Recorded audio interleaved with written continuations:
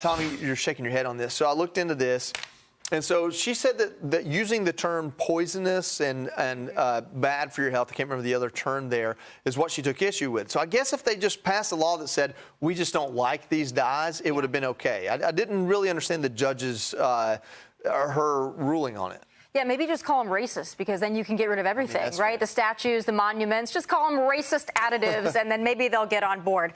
What's so shocking to me, we talked about this yesterday, the left and the appointees of the left, they have to be everything opposite of President Trump and even RFK Jr., who is a Kennedy and former Democrat. They have to be on the opposite side of everything. California, I'm old enough to remember when California wanted to eliminate red dye from their food, right? And they were the ones that led the charge. And all the crunchy granola people who typically vote Democrat or vote leftist, they were completely on board with all of this. The organic, the remove the dyes, all this stuff. But now, because President Trump and RFK Jr. want to make your food healthier, now they're on the side of the additives. Isn't that funny how that works? Tom, what RFK Jr. is saying in those clips there is he's going to different states that are passing laws because basically the federal government is a mess. The Congress is a mess. Getting a law passed on this through Congress would be very difficult. Even getting something through the Trump administration would take some time. So these states are taking the initiative to do it themselves. Food companies are saying, yeah, but if I can use the dye here, but I can't use it there, that costs more money because now I've got to produce it different ways. The answer to that is just produce it without it everywhere. Yeah, I think there's too much regulation, and the problem is you can't just cut the regulation because the big lobbyists for these big food companies, they're in there, and so they're the ones who are helping write all of these regulations, So they say, oh, you're making it hard for us to do business, but it's like, frankly, you and your lawyers are the ones who crafted all this stuff anyway.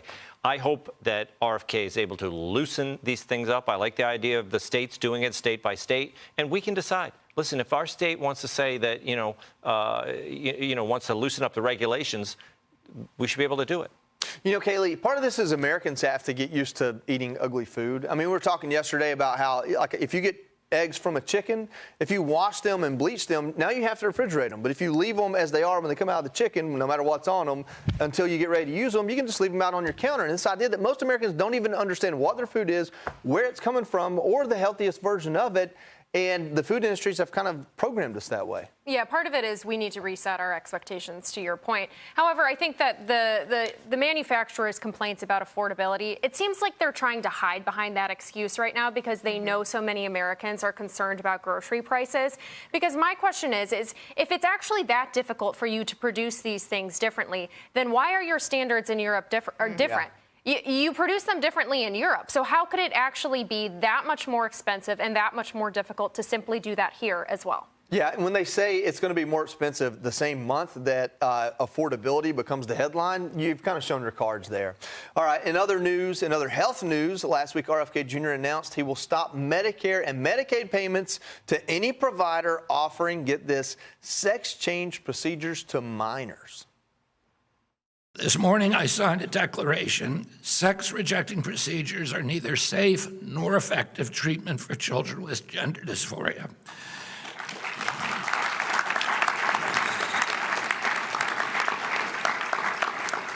These procedures fail to meet professionally recognized standards of care. But now 19 states, including Pennsylvania, California, and Colorado, are suing HHS. This is led by Oregon, whose attorney general is defending sex changes for minors, saying RFK's assertion that it's unsafe is false. Tommy, I don't know. I'm old enough to remember that ad for President Trump that said, they're for they, them. He's for you. And it absolutely killing Kamala Harris's chances in the elections. If President Trump and RFK Jr. got any sort of mandate whatsoever a year ago, it was simply, we don't want this. We don't want it, and end the child abuse. Yeah. I mean, my God. And I think that most mainstream Democrats are actually against the mutilation of children. I really do believe that. But they're such cowards that they won't stand up to this complex. And it's not just the woke complex. It's also big pharma, and it's also big medicine, all of this, because once they can get their hands on these kids and they can convince them, you cut body parts off and you get on these drugs and puberty blockers, they are a patient for life. They are hostage to a system for the rest of their life, and it's very lucrative. And these Democrats know it, but they're too cowardly to stand up and say enough of this. This is the common common sense stuff we should not even be arguing about. The fact that there are people who are like, no, I think minors should be able to cut off their body parts, that just shows you the state of the Democrat Party, and it's not a good one. Tom, I don't understand how you give a straight face and rebut this. I mean, 19 states attorney generals. I don't know if there's something in the weeds I'm not seeing, but I don't understand how they think they have a case on this. I just like seeing RFK stand up there and say that, and then he got the applause. It's amazing that this has turned so quickly back to sanity. Our culture almost sleptwalked into this whole nonsense. The education establishment went for it whole hog. The medical establishment. I'll never forget that video. I remember when that video was leaked of the woman saying, "This is a profit machine. Top surgery. That's $40,000 right there." It was all about money, and they admitted it.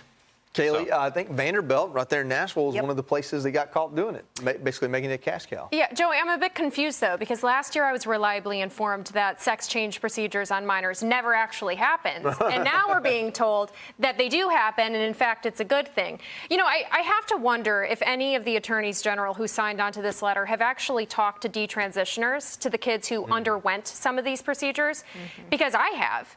And what they went through was not safe. It was not reversible. It has done permanent damage to their bodies. I've talked to young women who no longer have healthy body parts, who will never be able to feed their babies, who might not even be able to get pregnant in the first place because they've been rendered infertile.